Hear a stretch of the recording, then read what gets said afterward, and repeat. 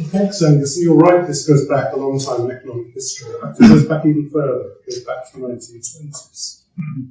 When there was essentially a dispute between, on one side, Frank Knight, founder of the Chicago School of Economics at Chicago, obviously, and Maynard Keynes at Cambridge.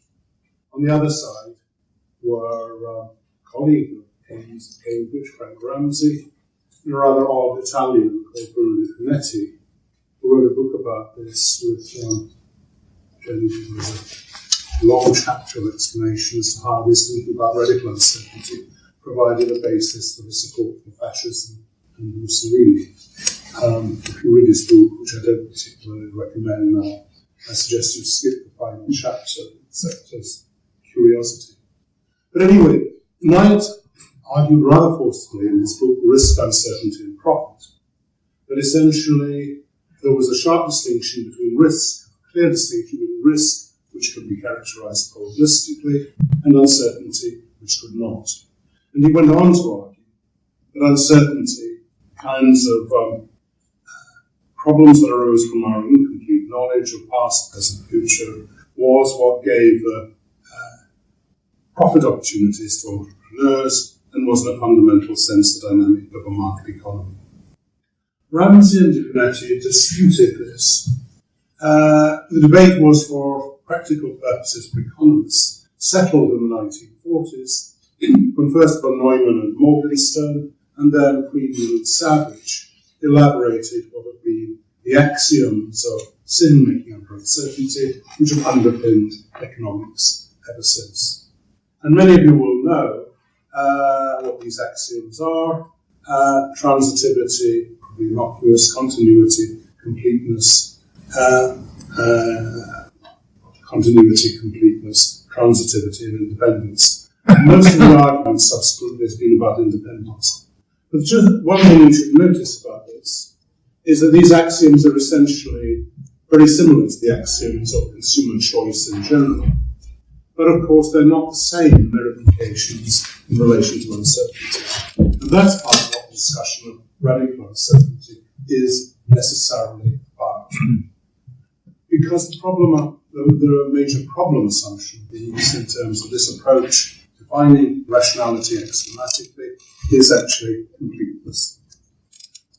To symbolize the victory of that American school over the Keynes initial Knight position, Milton Friedman summarized it in the 1950s by saying, we may treat people as if they attach probabilities, personal subjective probabilities, to every conceivable event.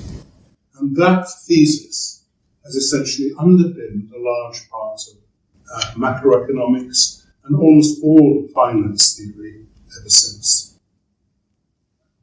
It's not a claim that stands up to very close, or even rather superficial, in my view, examination. What is the probability that Dobbin will win the 3:30 at Kempton Park tomorrow afternoon? I don't know how many people in this room have a view of that.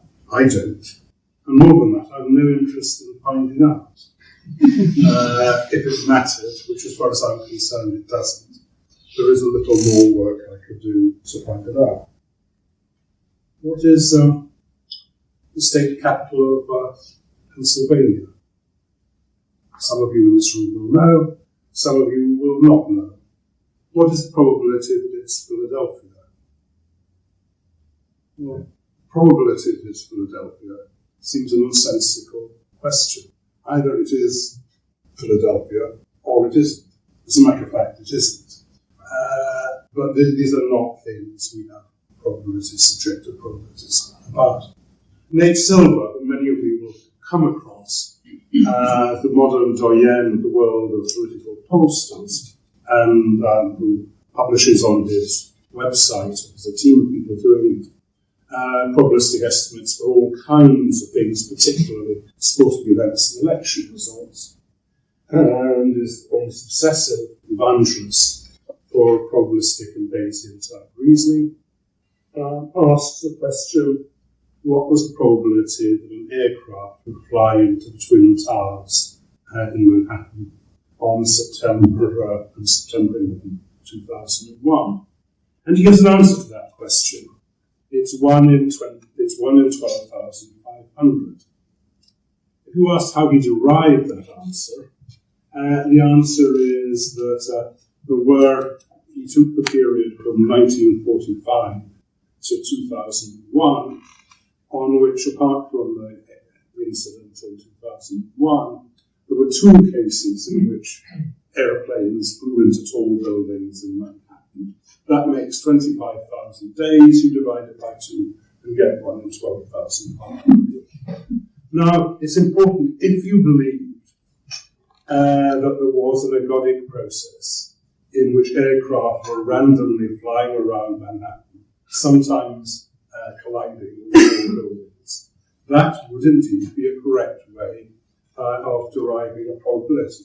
But to my mind, no one in their senses can imagine that that is actually a correct description of the underlying process. And there's a key element here, which is unless we have some understanding and knowledge of the underlying processes, it is very difficult to make sense of any of these kind of statements.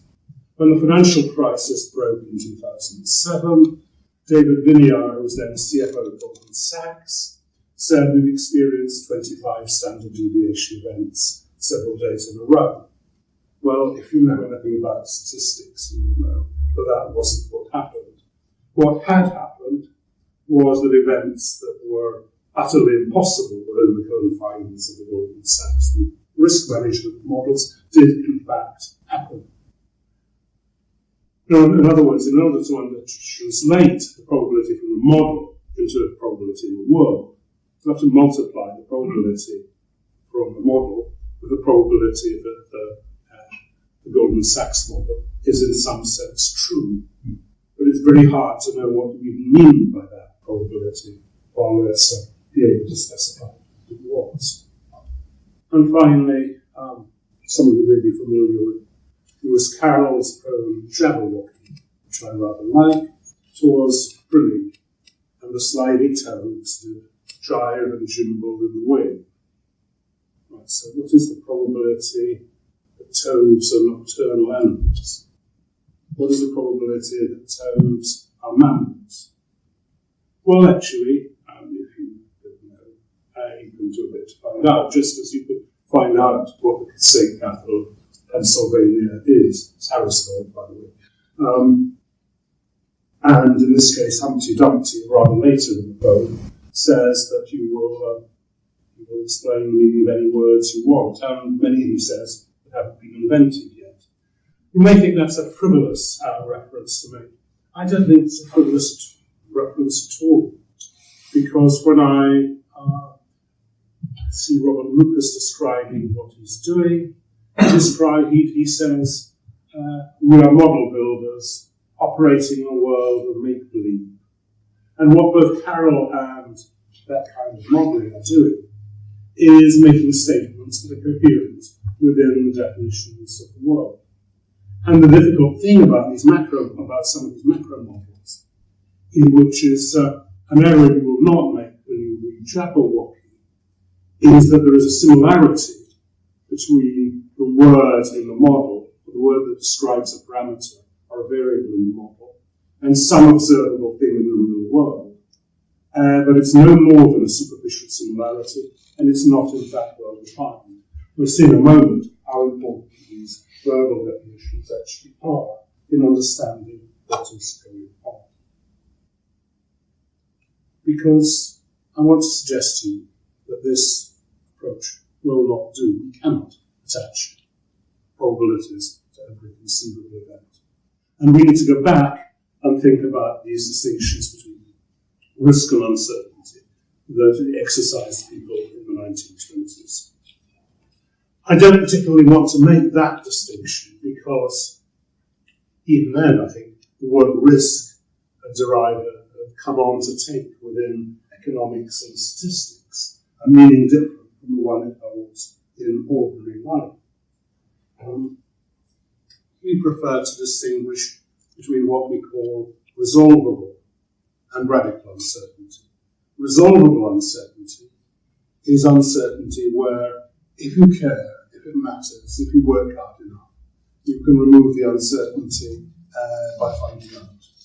All uncertainty reflects incomplete knowledge of some kind. And in some cases, you can, with effort, remove that incomplete knowledge. If you don't know what the state capital of Pennsylvania is, but it's easy enough to find out if you want. The other kind of resolvable uncertainty is the kind of resolvable uncertainty that can be characterized by some sort of stationary probability distribution, where you know enough about the underlying process for that to be a credible story of what is generating the data which you observe. And that was essentially the mistake that both Vignon and Silver were making in applying probabilistic reasoning or making probabilistic statements of the kind which they did, neither of which stand up to any kind of criticism. So these are examples of resolvable uncertainties, ones you can resolve by finding out more potentially available information, or ones where you can characterize the underlying process by stationary probability distribution. Radical uncertainty covers most of the rest of the incomplete knowledge which we have, and that is actually most of the world. So I've emphasized that actually we need to be careful about the equivalence between the words which we use or the parameters which we use in economic models and the concepts, the empirical observable things in the world to which they refer. And one of the odd things about the way economics has developed in the last 15.5 centuries or so is that there's a great deal of emphasis on rigor, by which is meant internal consistency within the model, i.e. basically you've got the maths right. And almost no emphasis on rigor in the wider sense of precise definition of the terms and concepts which are used. And I'm going to give some more precise definitions of the term with relevant terms and concepts. You don't have to believe mine, but actually, if you don't believe mine, I think you have to substitute some other well-defined concept. And one of these important distinctions is that between axiomatic rationality and what I would prefer to describe as evolutionary rationality. That is, axiomatic rationality, the kind of rationality that people like Kahneman and Tversky and other behavioral economists claim to find violations of, because essentially these behavioral experiments show that people don't generally fulfill the axioms which are described in the Friedman Savage kind of world.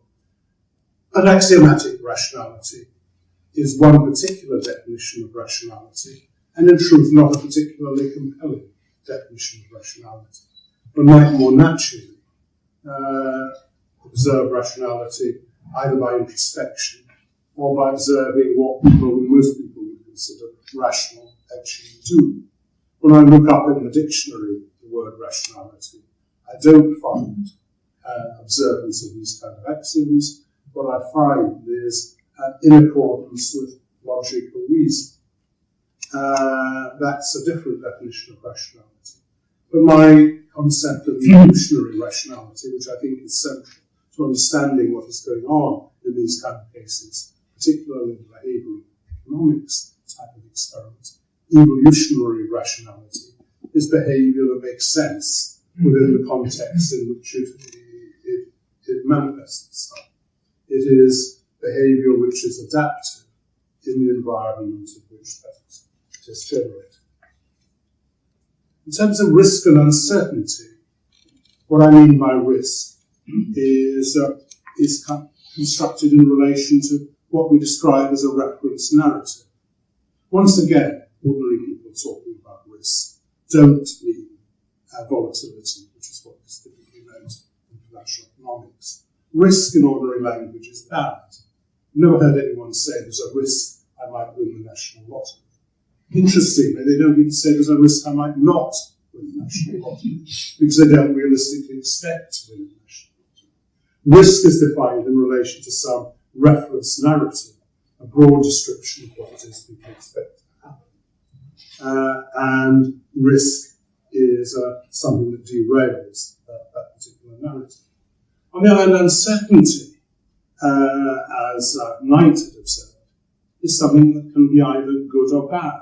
The uncertainty of going to new places, of meeting new people, or there's lots of uncertainty about the world that is actually rather exhilarating.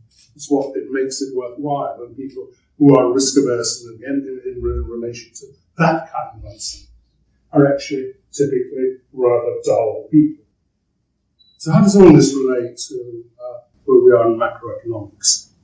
I hope you've got some hints of where we're driving at in relation to that. You'll find a lot more in the book, which I can't summarise in 50 minutes.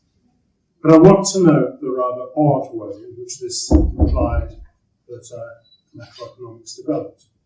Because it was understood by the 1980s, as Engels was describing, that actually to manage uncertainty, one had to build expectations in some way into macroeconomic models. So how do we build expectations into macroeconomic models? Most ordinary people might think you would go out and observe how people actually formed expectations and even ask what these expectations were. That's not what was done. It was a process described, the phrase that Cohen's attributed to Eli Cleveland, when he said, if you asked an economist to study the behavior of horses, he would sit down at his desk with a blank sheet of paper and ask, now, what would I do if I were a horse? So that the approach to the modelling of expectations was actually not to observe anything about expectations, but actually to produce another axiomatic approach to the formation of expectations, which again was supposed to be definitive of rationality, hence the phrase which we now recognise